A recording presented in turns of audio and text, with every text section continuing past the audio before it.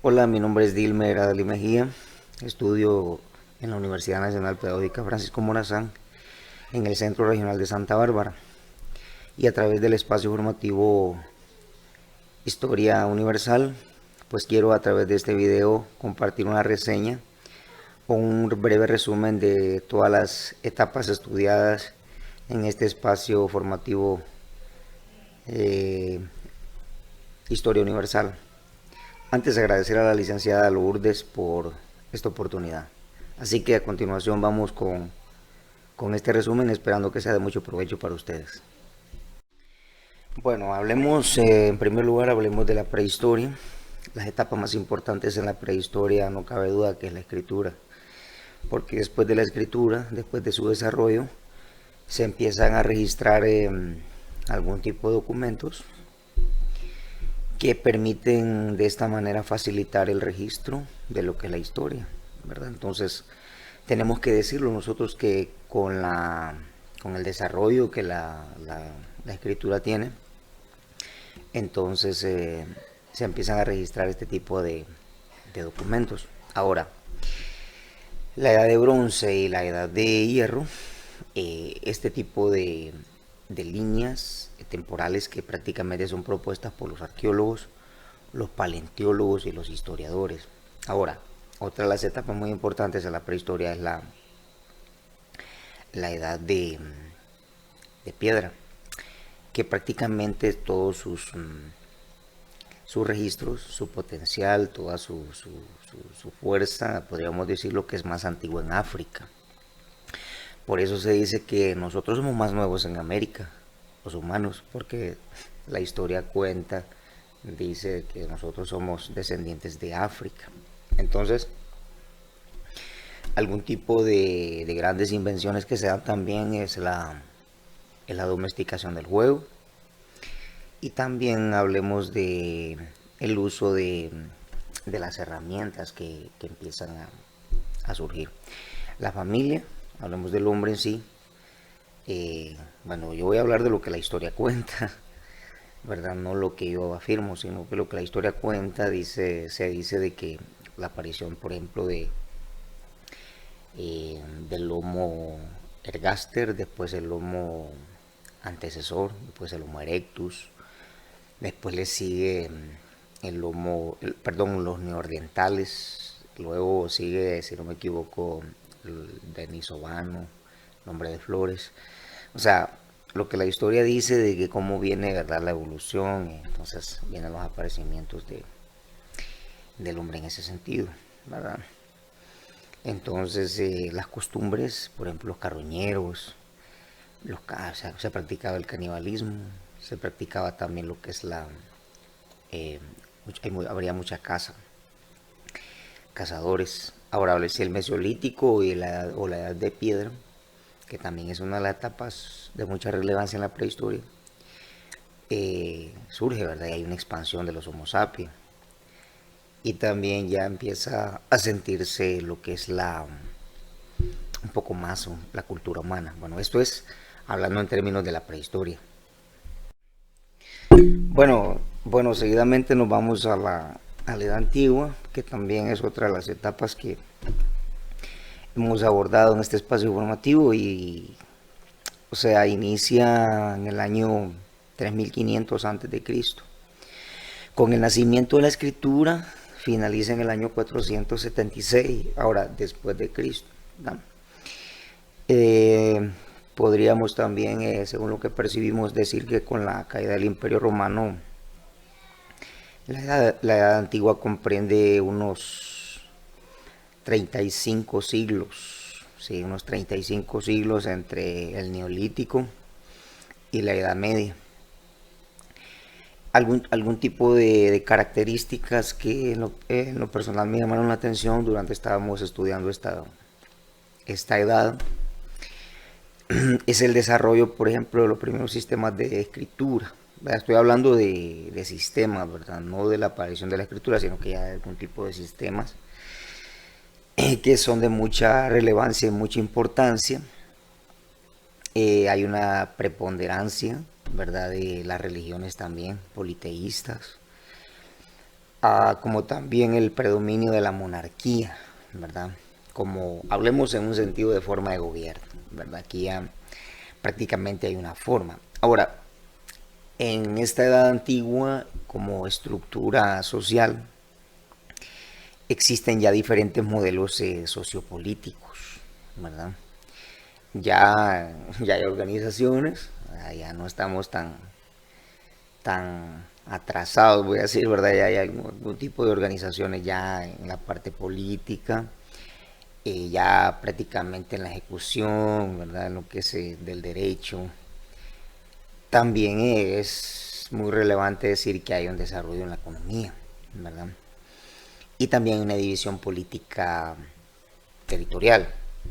Algunas etapas importantes en la edad antigua son el helenismo y la edad clásica, sí, la edad clásica, con sociedades prácticamente como las romanas. Hay sociedades ya un poquito más organizadas, ¿verdad? La sociedad romana, está la egipcia, están también las griegas, está la sociedad de los cimerios, si no me equivoco, si esa es la palabra. Bueno, hay una señal prácticamente, hay organizaciones sociales, ¿verdad? Hay una organización social organizada, ¿verdad? Que empieza creo que 1200 años eh, antes de Cristo, y continúan con un pueblo ya más independiente, ¿verdad? 145 años antes de Cristo, cuando son invadidos por Roma, por la Grecia, y nace un sistema político de democracia, aunque es bien importante decir que tenía un poco de diferencias. O sea, si nace un sistema ya democrático, pero hay una diferencia que es importante recalcarla en esta etapa de la antigua, es que hay una inclusión, incluso, ¿verdad? Las mujeres no son tan aceptadas en esa democracia, en esas organizaciones, ni las esclavas en Roma, ¿verdad?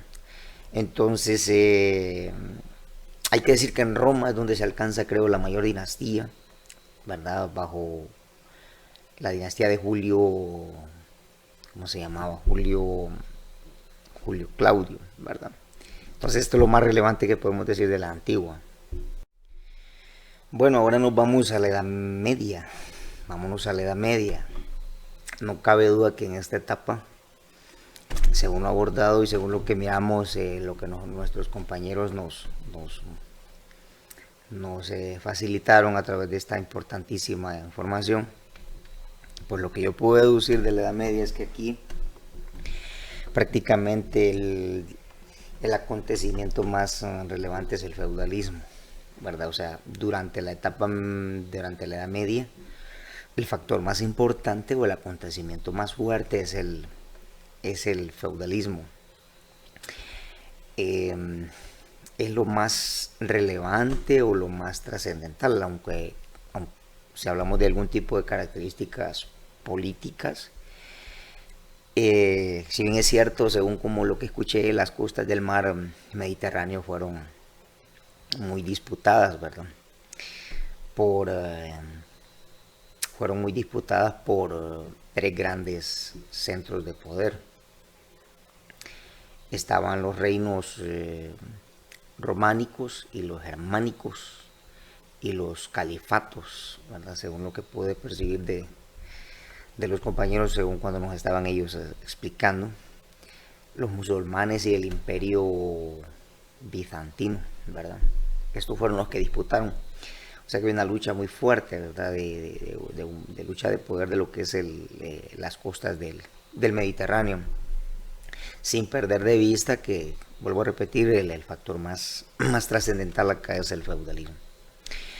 Si hablamos de religiones, el sistema de pensamiento imperante, ¿verdad? Era el teocentrismo. O sea, la forma del pensamiento, cuando hablamos del teocentrismo, de lo que pude asimilar, es que se consideraba a Dios como la única fuente, ¿verdad? La única fuente de salvación, de la fe. En la parte social, la esclavitud fue también reemplazada por la servidumbre. Así se forma una sociedad un poquito más estamental, ¿verdad? Constituida por la monarquía. Entonces, aquí ya empieza como que cuando se da este factor, entonces empieza a marcarse ya ¿cómo puedo decirle?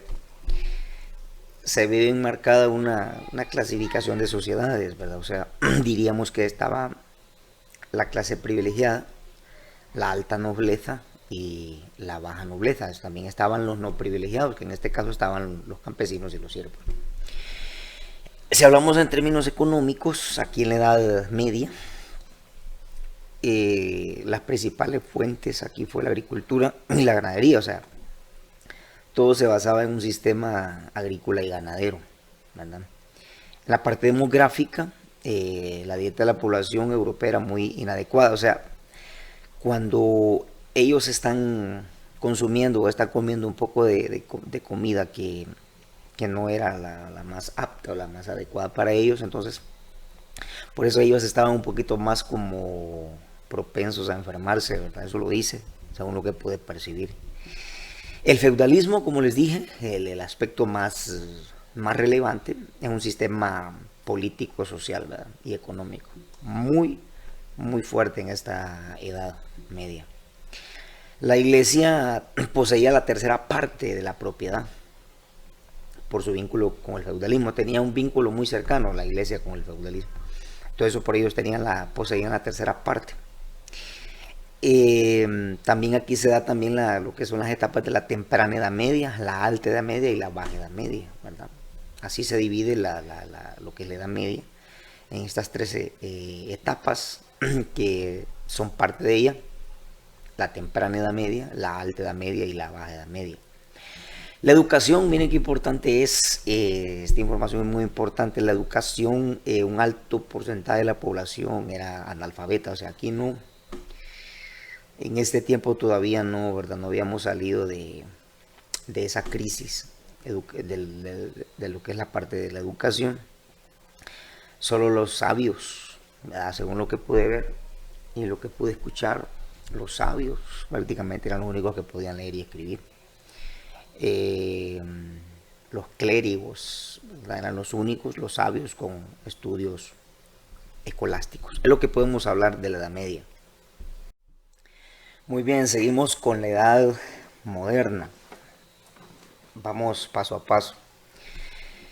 Y vamos a hablar de una edad que para mí es, bueno, todas son importantes, pero esta edad comprende un sinnúmero de acontecimientos, la verdad, muy importantes que hoy en día creo que siguen impactando, ¿verdad? Por la forma como las sociedades han venido surgiendo, como han venido dándose en su desarrollo y lo que significan hoy en día. Pero, o sea, ¿de dónde vienen? Y cómo también hoy han llegado al nivel en el cual están. Entonces más adelante miraremos. Entonces, la edad moderna, más que todo, es como una imposición, podríamos decir una imposición en Europa, un sistema totalmente de pensamiento antropocéntrico, podríamos decir, ¿verdad? Prácticamente una concepción que confía mucho en el conocimiento del mundo, ¿verdad? A través de la actividad intelectual y la experiencia. Podemos hablar esto como una introducción de lo que significó la edad moderna. Prácticamente lo que es el aliento de las artes es una de las grandes revoluciones también que trajo la edad moderna. O sea, todo lo que son el impacto de el surgimiento, podríamos decir, cómo trascienden las artes en esta edad prácticamente tiene que ver mucho. Pero vámonos a algunos tipos de acontecimientos aquí en la edad moderna que para mí, vuelvo a repetir, son de mucha relevancia, porque cuando escuchemos vamos a darnos cuenta por qué. Por ejemplo, en estos acontecimientos, hablamos en el año 1453, hablemos de este año, el Imperio Otomano, por ejemplo, eh, prácticamente ocupó toda la ciudad de Constantinopla. Hablemos del año 1453, vamos paso a paso, vamos al año 1492, hablemos de acontecimientos, ¿verdad? Cristóbal Colón, por ejemplo, un navegante genovés italiano, pues al servicio de los reyes de España, todos conocemos la historia, empieza a viajar, empieza a navegar, una expedición marítima y lo lleva a América, ¿va? Entonces, lo que es la conquista, el tiempo de conquista en América, prácticamente este es un dato muy importante. Parte de la historia, nos sirve como historia y es un dato de mucha relevancia, por eso lo dije en esta edad moderna. Entonces, en este año 1492 se da este acto de conquista, ¿verdad? Por medio del genovés Cristóbal Colón. 1517. En Alemania, por ejemplo, Martín Lutero, este dato para mí es muy importante, en lo personal a mí es muy significativo. Por ejemplo, 1517 Martín Lutero inicia la Reforma Protestante, ¿verdad? Entonces, este es uno de los datos que yo recuerdo toda mi vida. Lo voy a seguir recordando porque para mí significa mucho, ¿verdad? En cuanto a mi fe y en cuanto a mi creencia. Entonces, Martín Lutero, un hombre que será siempre recordado en esta importantísima edad moderna, en el año 1517, esa reforma como le ha dado vida de una forma grande al cristianismo. 1519, Hernán Cortés conquista el Imperio Azteca, ¿va? Tuve la oportunidad de estudiar esta parte también con el licenciado José Ramón en Historia de Honduras, pero mira alguna faceta de esta y me encantó muchísimo. Entonces Hernán Cortés hace este acontecimiento muy significativo. 1535, Francisco Pizarro conquista también lo que es el Imperio Inca. 1545, la Iglesia Católica, ahora aquí la Iglesia Católica inicia también su profunda reforma, ¿verdad? La Iglesia Católica también hizo su trabajo en esa parte de la fe. 1582, también se reinstauró el calendario gregoriano. Ese es otro acontecimiento muy de mucha relevancia. 1582. 1642, a 1688 se produce la Revolución Inglesa, un acontecimiento también muy trascendental en esta edad moderna. En el año 1688 a 1689, entonces también se da la revolución para poder reemplazar la monarquía, ¿verdad? La revolución gloriosa, ¿verdad? Con esto prácticamente se vino a reemplazar lo que es la monarquía. En 1760 se da la primera revolución industrial. En 1760 a 1776 se firma la independencia de Estados Unidos.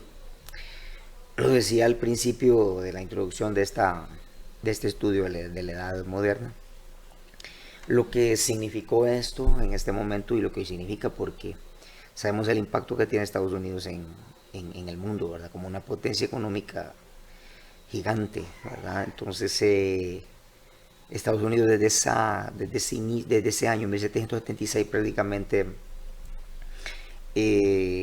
prácticamente tiene pasos agigantados de grandeza. 1789, el estallido de la Revolución Francesa, ¿verdad? Entonces, ¿qué avances hubieron en la Edad Moderna?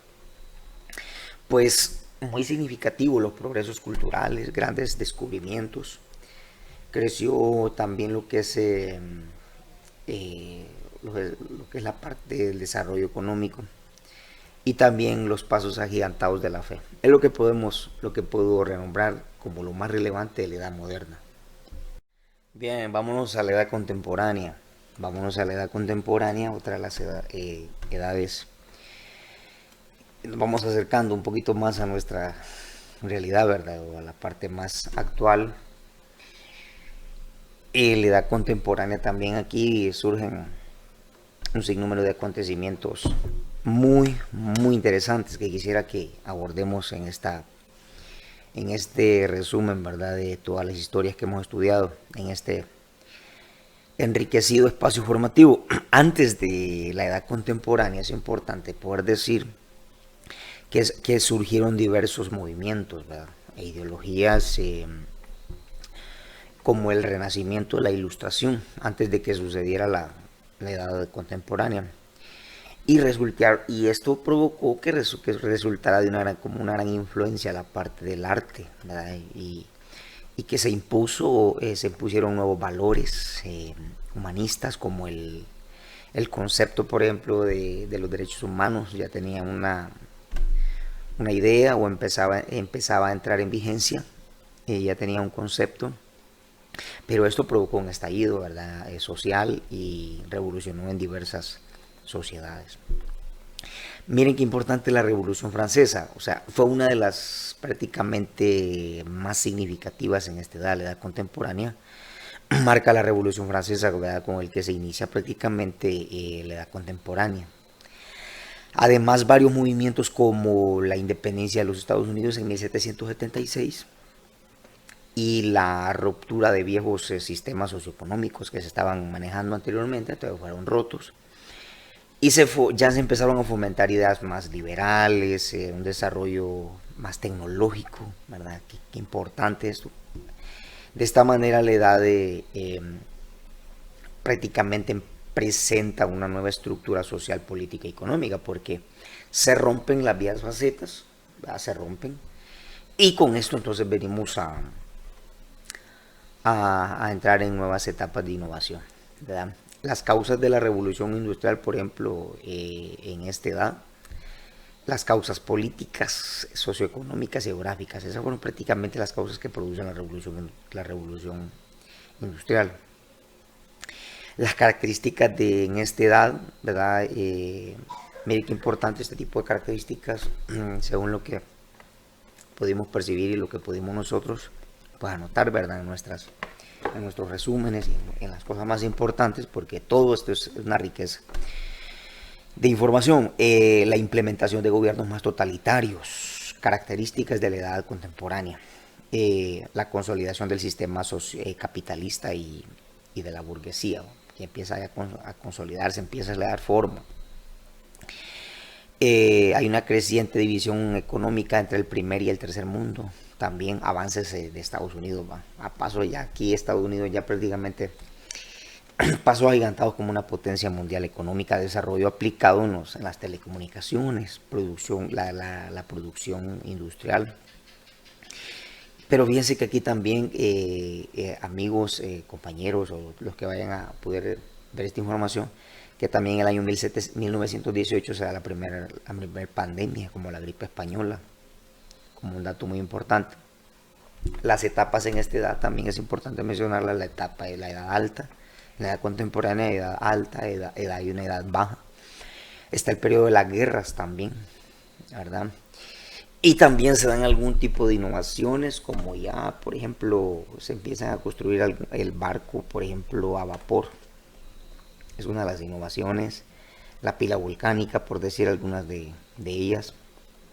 Algunas como aspectos relevantes, ¿verdad? También está la locomotora a vapor. También existe una máquina de escribir, la vacuna contra la rabia, las características que se dieron. El cine también ya empieza a ofrecer ya rasgos, y la radioactividad, ¿verdad? Entonces la revolución también francesa, ¿verdad? Esto a unos pasos totalmente agigantados. Es lo más relevante que podemos decir de la edad contemporánea. Bueno, qué importante. Seguimos con este resumen, con este guión que hemos preparado, y vámonos a la sociedad esclavista. ¿Qué podemos considerar en esta etapa de la sociedad que vivió en carne propia, ¿verdad? Que experimentó? ¿Cuáles son los principales aspectos que podríamos hacer que sobresalgan en esta sociedad? Porque fue una sociedad, le llamaríamos como sociedad esclavista. Prácticamente es un estado social, ¿verdad? Muy definido por la ley y las costumbres como la forma involuntaria de servidumbre, ¿verdad? Humana más absoluta. Esto se consolidó prácticamente como un sistema económico. El esclavismo prácticamente fue un sistema económico, ¿verdad? Legal, predominante en varios imperios de la Edad Antigua. Entonces, entre los años 5000 antes de Cristo y los años 500 después de Cristo es donde se da todos estos hechos de la sociedad esclavista. Ahora, si hablamos de los imperios en esta sociedad, hay cuatro imperios que marcan totalmente esta sociedad. Está el imperio egipcio, está el imperio griego, está el imperio babilónico, que el imperio babilónico lo he leído en muchas facetas en la escritura, en la Biblia, por cierto, y el imperio romano. Entonces, como prácticamente las características de la sociedad esclavista tienen que ver más como su palabra lo dice, esclavos, ¿verdad? O sea, aquí prácticamente los esclavos son los que estaban sujetos a sus amos en cuanto a servicios se refiere. Entonces, pero vamos a hablar así brevemente, por ejemplo, qué pasaba en Roma, como uno de los imperios fuertes que predominó en esta sociedad. Pues en Roma se definían como hombres libres y esclavos, ¿verdad? Pues estos últimos trabajaban para personas libres, ¿verdad? Y prácticamente esto era el sostén o era la base del sistema económico en esa sociedad. Ahora, se podía llegar a ser esclavo en Roma, ¿verdad? Se podía llegar a ser esclavo de varias formas. ¿De qué forma podría lograr? Por nacimiento, se podría lograr también por ser prisioneros de guerra o por exposiciones, por cadenas y también por venta. Era la forma como se podía llegar a ser esclavo en este imperio, hablamos de Roma. Y los tipos de esclavos pues, eran públicos y eran privados. Ahora en Babilonia también se definían como hombres libres y esclavos.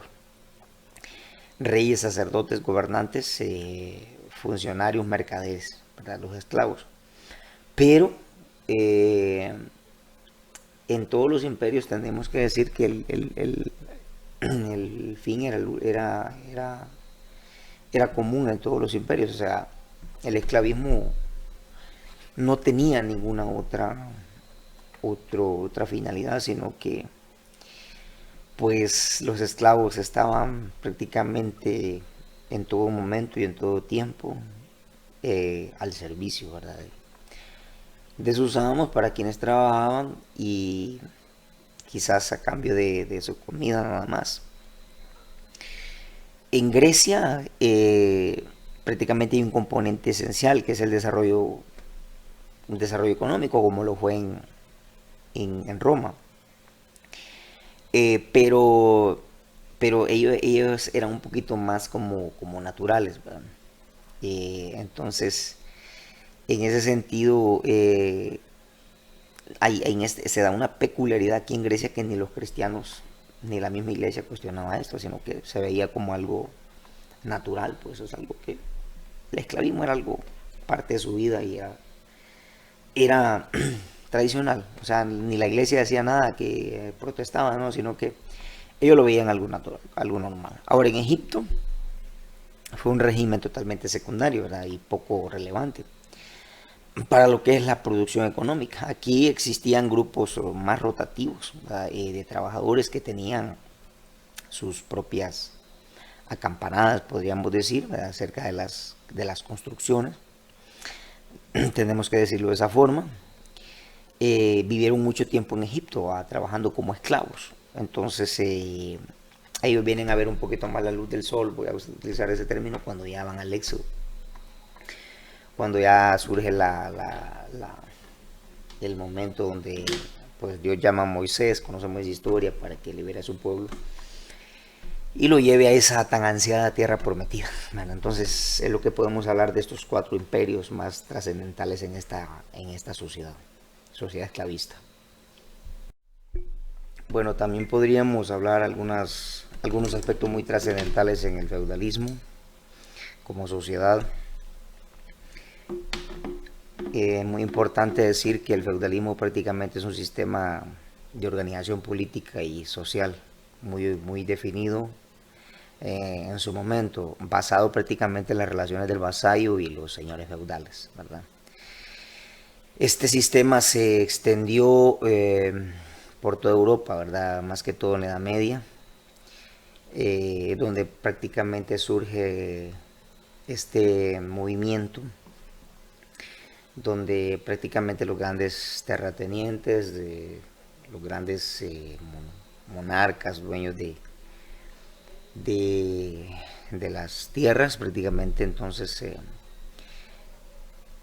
cedían sus tierras a personas para que las pudiesen trabajar, solo a cambio quizás del alimento, ¿verdad? Prácticamente, aunque no es tan dado, tan definido o igual que el esclavismo, pero tiene similitudes.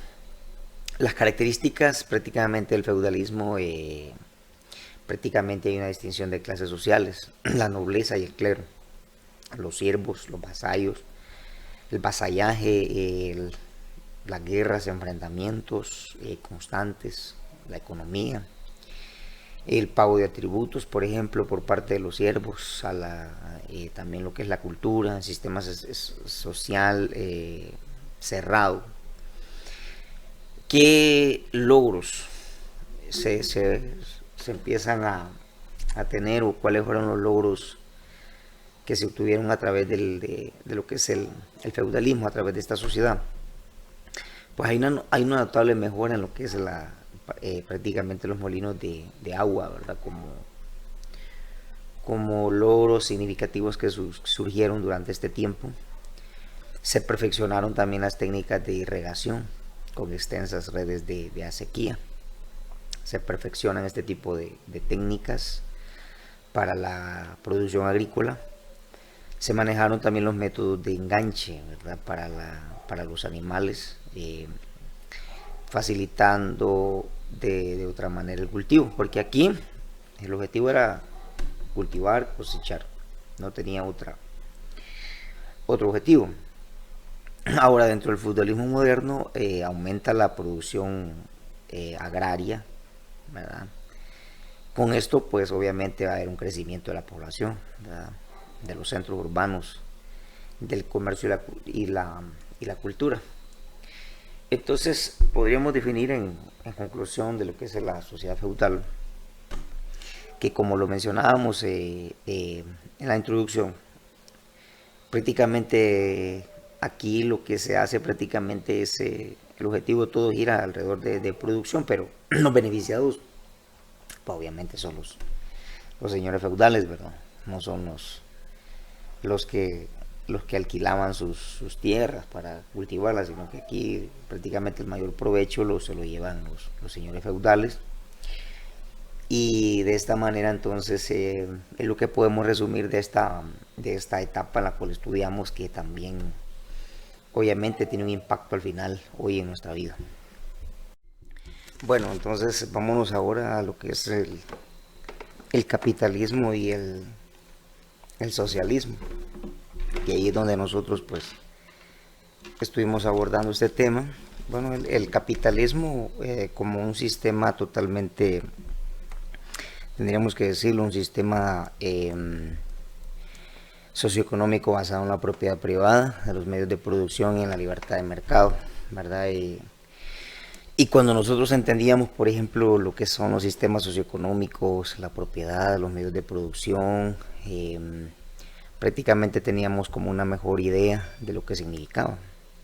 Y también mirábamos su formación histórica, que no era del orden natural, sino que tampoco era el logro más grande de las civilizaciones, ¿verdad? Sino que era una peculiar formación social, económica, política, institucional, un poco más diferente a las que procedieron, o sea, aún las que hablamos anteriormente, como la sociedad feudal, la sociedad esclavista, y con algún tipo de características, porque lo que sí tenía el capitalismo, lo que tiene el capitalismo es que tiene una capacidad grande de poder generar riqueza, ¿verdad? O sea, aquí el objetivo es ese, o sea, y la característica más fuerte del capitalismo es esa, poder generar riqueza a una escala nunca antes vista, ¿va?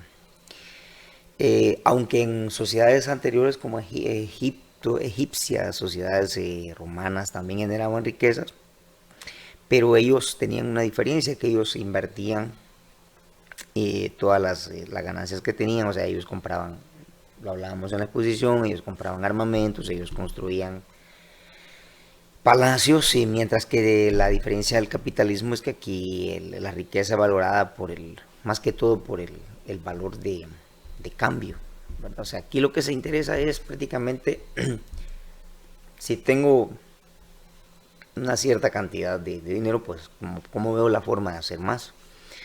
Y en esas características que tenía el capitalismo, que tiene el capitalismo como el libre mercado, eh, la titularidad de los recursos productivos no son públicos, sino que son del orden privado. También la libre formación de los precios y de la oferta y la demanda, o sea, como características del capitalismo que nosotros mencionamos, por cierto, en la exposición. Y decíamos que llamaríamos también a todo lo que puede ser cambiado, lo podríamos llamar como mercancía, ¿verdad? Un ejemplo. Aunque no entrábamos nosotros, no entrábamos que ese movimiento era el que definía el capitalismo, sino que también hablábamos de un movimiento que era si tenía $10, con $10 podía comprarme unas 10 hamburguesas, pero después no me quedaba con las hamburguesas, no las consumía, sino que las vendía para tener más dólares. O sea, si tenía $10, compraba 10 hamburguesas, pero con esas 10 hamburguesas yo podía tener 20, $30, para dar una idea. Entonces, porque el objetivo es la capacidad de cambio, ¿verdad?, que podamos obtener.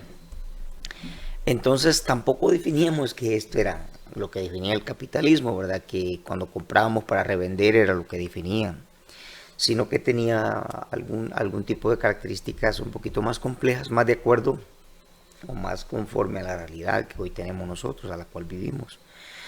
Pero nos quedábamos con una faceta muy importante, o sea, el dinero final era mayor al inicial, ¿verdad? Entonces podríamos decir que el capitalismo vendría a ser un sistema social, económico, y hasta podría ser cultural, ¿verdad? Donde el capital es el que desempeña prácticamente un papel fundamental, es el articulador, que prácticamente es el que simula, ¿verdad?, y la acumulación deliberada del excedente, ¿verdad? Y dentro de esa historia hablábamos también que nosotros lo mencionábamos, que el capitalismo como un sistema económico se volvió muy importante en el siglo XV, pero fue hasta el siglo XIX que se vino a hacer ya un poquito más dominante, ¿va? Y que también hacíamos referencia nosotros y aprendíamos, porque este aprendizaje fue para mí, que no teníamos un dato exacto cuándo fue que nació el capitalismo, y que era un problema para economistas, para historiadores que estudiaban y que no encontraban realmente, ¿verdad? Solo se sabía que entre el siglo XV y el siglo XIX es donde había predominado, pero sí podríamos decir que yo aprendí que realmente el capitalismo parte de la crisis feudal, ¿verdad? O sea, cuando los campesinos empiezan a privatizar ya las tierras comunales y los medios de producción, entonces la revolución industrial, a partir de esto intervienen los sucesos más importantes, por la cual prácticamente empieza ya la predominación de lo que es el capitalismo. Y me gustaba mucho en lo personal la frase de Karl Marx, que decía: el capitalismo vino al mundo chorreando sangre y lodo, porque prácticamente venía del esclavismo y venía del feudalismo, ¿verdad? Entonces, y los tipos de capitalismo que aprendimos, muy importantes: el mercantilismo, el libre mercado, la economía mixta, el capitalismo como social de mercado, y el capitalismo corporativo, que también lo estudiamos. Y hicimos algunas valoraciones, empezamos a estudiar, a mirar de una manera muy importante cómo el mercantilismo se daba, y cada uno de los aspectos, ¿verdad?, de cada uno de lo que son los tipos de capitalismo. Entonces, en resumidas palabras, nos quedábamos que el capitalismo entonces es un sistema social, económico, eh, un sistema social socioeconómico basado en la propiedad y en los medios de producción y en la libertad del mercado. Esto es lo que es el capitalismo. Ahora vamos a ver lo que es el socialismo. Bien, entonces lo que pude ya asimilar de mi compañera en la parte de su exposición, hablando un poco más del socialismo, pues el socialismo prácticamente es un sistema de organización económica y social que se basaba pues también en el control de los medios de producción y el patrimonio público. Aquí ya no, a diferencia al capitalismo que era de orden privado, aquí prácticamente es el patrimonio público, con el fin pues era de alcanzar una sociedad más equitativa, ¿verdad? Un poquito más de equilibrio, y se oponía totalmente al capitalismo, ¿verdad? Se oponía y defendía prácticamente, porque el capitalismo defendía la propiedad privada de los medios de producción, ¿va? Y que de esta manera permitía las decisiones individuales del mercado. Consideraba el capitalismo como un sistema injusto, o sea, era totalmente lo contrario, era como la espalda totalmente, ¿verdad? Y el socialismo del capitalismo, y que el poder y la riqueza pues prácticamente eran de una minoría, estaba marcada totalmente la sociedad. El origen, mirábamos un poco acerca del origen del socialismo, me llamaba a mí en lo personal mucho la atención, que ocurrió durante la revolución industrial, ¿verdad? Que fue una idea política elaborada en el año 1848, si no me equivoco, por Karl Marx y Friedrich, eh, que prácticamente era un manifiesto comunista, ¿verdad? Que instaba a los trabajadores llamados el proletariado a unirse y a destituir el poder de los capitalistas. Era un movimiento totalmente. La palabra socialismo prácticamente fue empleada por primera vez en el año 1766 por el monje Ferdinando Fancheni, ¿verdad? Lo usó para hacer referencia al concepto planteado en la obra de Juan Jacques Rousseau sobre el contrato social y entre el Estado y la comunidad, ¿verdad? Pacto que defendía totalmente la libertad y la igualdad social. O sea, aquí prácticamente los conceptos del socialismo era prácticamente fortalecer lo que era la equidad, la igualdad. O sea, las características del socialismo, como propiedad pública, hablábamos. Las características centrales era una economía socialista en la que los medios de producción y distribución son controlados y regulados por el Estado, ya no la propiedad privada. Y la planificación económica, en la economía socialista, pues todas las actividades económicas de producción y distribución, intercambio y consumo, pues eran planificadas y coordinadas también por el Estado. Aquí nada que ver mano por privada, nada que ver, aquí todo el gobierno y público, sector público, ¿verdad? Y la sociedad igualitaria, pues en el sistema socialista, la riqueza era distribuida de manera igualitaria, ¿verdad? Ninguno tenía más, sino que todos tenían que ir en partes iguales, ¿verdad? Entonces, algunos de los conceptos más importantes que pude considerar en esta etapa que sí me llamaron la atención, quizás nos empapamos un poquito más de esta parte porque fue la que más estudiamos junto con mi compañera, ¿verdad? Las diferencias, por decir, del socialismo con otros sistemas, ¿verdad? Porque el socialismo buscaba distribuir a los recursos de acuerdo al trabajo de cada persona, ¿verdad? El socialismo surge una respuesta a las enormes fallas del capitalismo como una explotación laboral. El capitalismo es una explotación, ¿verdad? Entonces el socialismo quería ir en contra del tipo de sistema. En el socialismo la autoridad central de la economía, ¿verdad? Sea el gobierno o una cooperativa, es elegida de manera popular también, ¿verdad? Entonces no había un sistema dictatorial, ¿verdad? La propiedad privada en el socialismo, por ejemplo, los medios de producción son de propiedad pública, aunque los individuos tenían el derecho de comprar algunos bienes, ¿verdad? Pero era de propiedad pública. Y la participación ciudadana, el socialismo pretende que todos los ciudadanos se involucren, ¿verdad? Esto en la administración de los medios de producción, ¿verdad? entonces mediante los representantes del Estado. Es lo que puedo pues mencionar de lo que más pude percibir y sentir en esta etapa que estudiamos junto con mi compañera Yesenia, que recuerdo. Esto es la parte del socialismo y capitalismo. Bien, vamos cerrando esta faceta, ¿verdad? Este estudio muy importante como es el,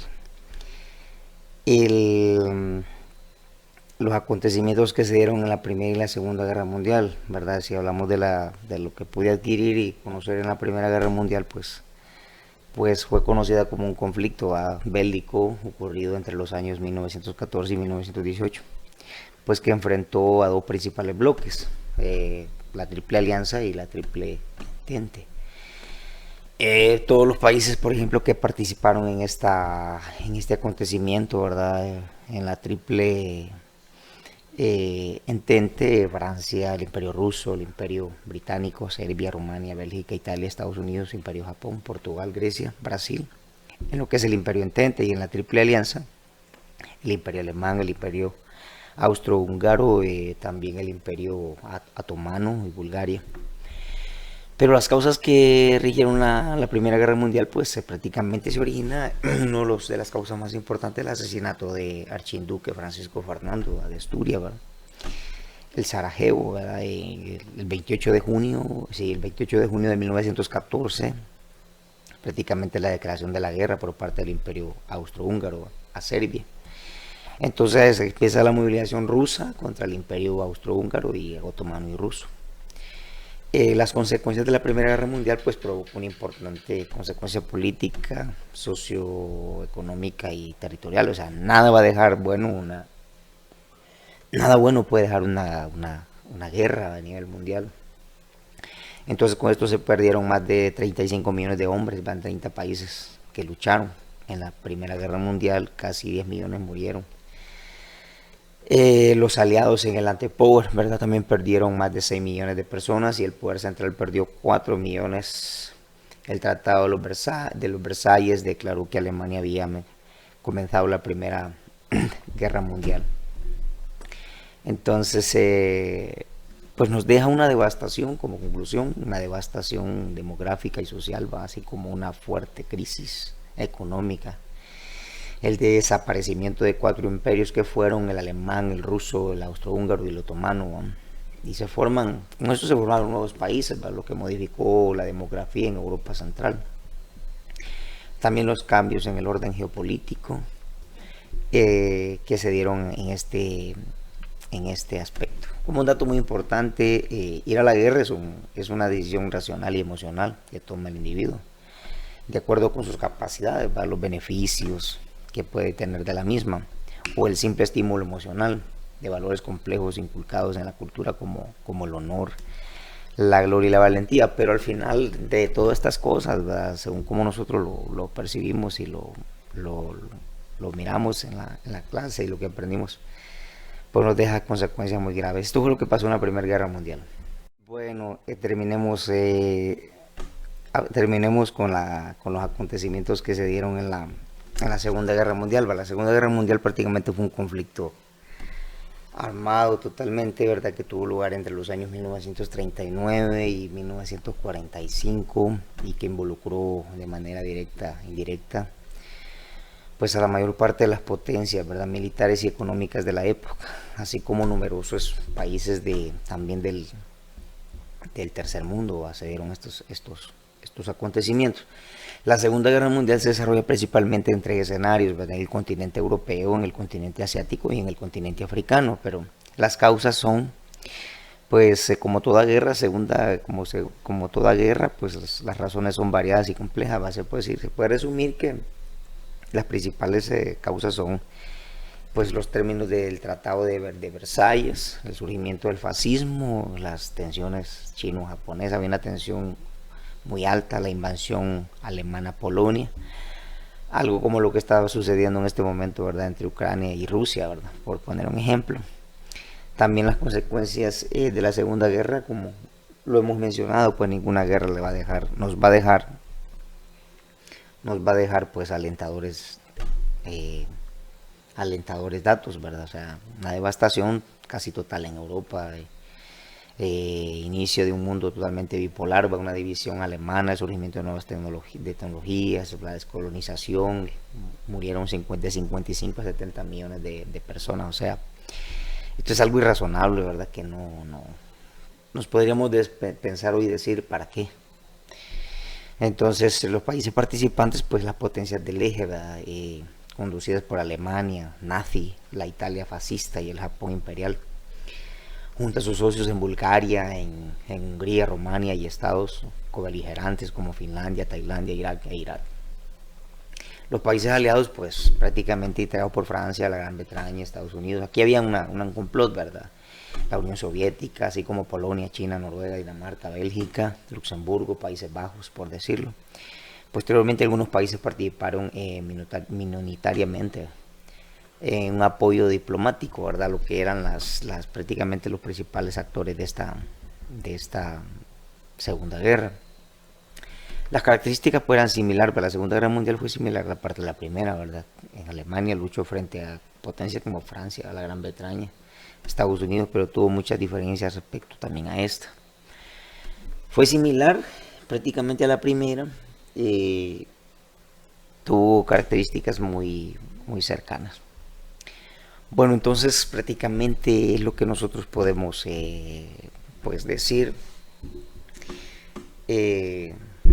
resumir, ¿verdad? Todo lo que hemos hablado y hemos compartido. Muchas gracias, licenciada, por habernos dado este espacio. Una vez más se lo digo, se lo comparto, porque la verdad que sí aprendimos mucho. Este espacio formativo para mí en lo personal muy significativo, ¿verdad? Muchas gracias, esperando encontrarnos en otra oportunidad, ¿verdad? Muchas gracias de verdad.